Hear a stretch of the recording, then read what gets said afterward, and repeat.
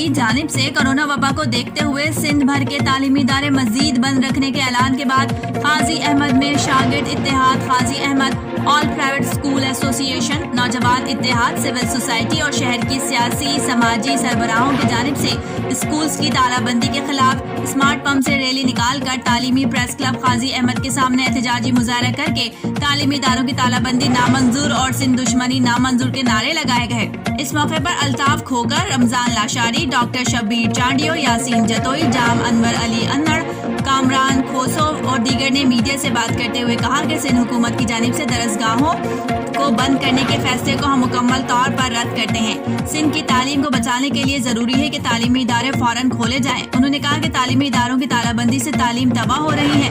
मुल्क भर में तफरीही मकामात, पब्लिक पार्क्स, होटल्स, शादी हॉल्स और मवेशी मंडियाँ खुली हैं। क्या कोरोना सिर्फ तालीमी इदारों में है? उन्होंने मुतालबा किया कि तालीमी इदारे फ़ौरन खोलकर सिंध को बचाया जाए।